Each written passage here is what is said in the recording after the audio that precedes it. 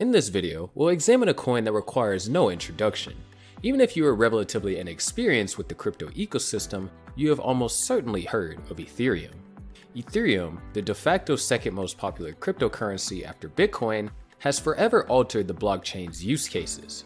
From an open ledger that enabled only peer-to-peer money transfers, the blockchain evolved into a platform for the development of smart contracts and decentralized applications, or dApps for short. After all, the highly anticipated Ethereum 2.0 is set to launch. However, more on that later. An open-source global platform for decentralized applications. That is the Ethereum one-line description. Ethereum, like other cryptocurrencies, is built with blockchain technology. Consider a long chain of connected blocks, with all the information about each block known to every member of the blockchain network. With every member of the network having the same understanding of the blockchain, which operates like an electronic ledger, distributed consensus regarding the blockchain status may be generated and maintained. Blockchain technology generates distributed consensus regarding the Ethereum's network state. To process Ethereum's transactions and manufacture new Ether currencies, or to execute smart contracts for Ethereum dApps, new blocks are added to the very lengthy Ethereum blockchain. It is spot on with thousands of games, decentralized exchanges, and finance applications running on the top of the Ethereum blockchain, not to mention tokens. Vitalik Buterin envisioned this expanded functionality for the blockchain in 2013. In the months that followed, Vitalik partnered with a number of other individuals to launch the new blockchain, but he, and to a lesser extent Gavin Wood, are typically referred to as the co-founders of Ethereum and the Ethereum Foundation. The hard fork or split of Ethereum and Ethereum Classic is an important event in Ethereum's history. In 2016, a group of network participants obtained majority control of the Ethereum blockchain, allowing them to steal more than $50 million in Ether raised for a project called the DAO. The engagement of a third-party developer for the new project was credited with the raid's success. While the majority of the Ethereum community voted to reverse the theft by invalidating the existing Ethereum blockchain and approving a blockchain with a corrected history, a small percentage of the community chose to keep the original Ethereum blockchain. That unaltered form of Ethereum became the cryptocurrency Ethereum Classic, or ETC. The Ethereum platform is capable of supporting far more applications than ETH and other cryptocurrencies. Users of the network can create, publish, monetize, and use a wide range of applications on the Ethereum platform, and they can pay with ETH or another cryptocurrency. The Ethereum mainnet launched in July of 2015 and was quickly adopted, propelling Ethereum to the number 2 spot in terms of market capitalization within a few months of launch, where it has remained with the exception of a few very brief periods. Of course, Ethereum is not the only smart contract blockchain. Numerous competitors have emerged over the years, including EOS, Tron, Algorand, and Cardano, all of which seek to build on Ethereum's success model while overcoming some of its limitations.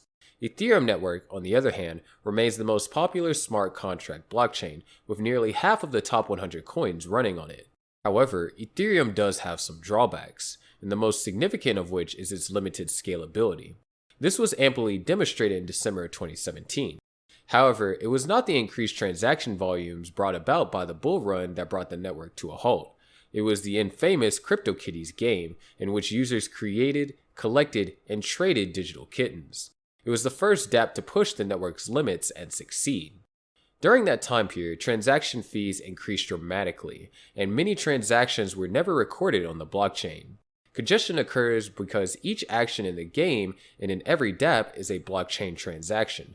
With thousands of kittens being born, sold, and purchased every second, and the network capable of only 15 transactions per second, the herd of kittens overwhelmed the network. While the popularity of CryptoKitties has waned since then, another industry has emerged to saturate the network: Ethereum DeFi, or decentralized finance. This is a collection of decentralized applications, the most popular which is Compound Finance, which provides traditional banking products on the blockchain without need for banks. Users can lend their ETH and other Ethereum ERC20 tokens, typically stablecoins such as DAI and USDC, to other users in exchange for collateral in the form of their own crypto. The borrower pays interest, which is repaid to the lenders. Naturally, all of this occurs automatically and on-chain via the use of smart contracts. Thus, one can obtain funds without having to liquidate personal assets, and most importantly, without going through a bank. This is the most significant promise of DeFi, to bring banking services to unbanked millions. Although DeFi is primarily responsible for network congestion, it is Ethereum's overall popularity that has resulted in it. The majority of Tether tokens are now ERC20 tokens. Decentralized exchanges such as Kyber Network and Uniswap are entirely Ethereum based, and even virtual worlds such as Decentraland are entirely Ethereum based as well. Additionally, there are thousands of tokens that run on top of it. Smart contracts have an infinite number of applications, and Ethereum is the spearhead. It is only natural that the limits would be exceeded, especially given that it was created more than 5 years ago when the term cryptocurrency was unfamiliar to the majority. Ethereum 2.0 is now available. The much anticipated upgrade to Ethereum will fundamentally alter how the platform operates and will address the scalability issue, enabling Ethereum to support the massive workload generated by all of these smart contracts. The most significant change that Ethereum 2.0 will bring is the transition of Ethereum from a proof of work to a proof of stake consensus mechanism. At the moment, blocks are validated and added to the chain by miners, who operate expensive mining equipment and consume a great deal of energy and attempt to be the first to solve a mathematical problem and add a block to the chain.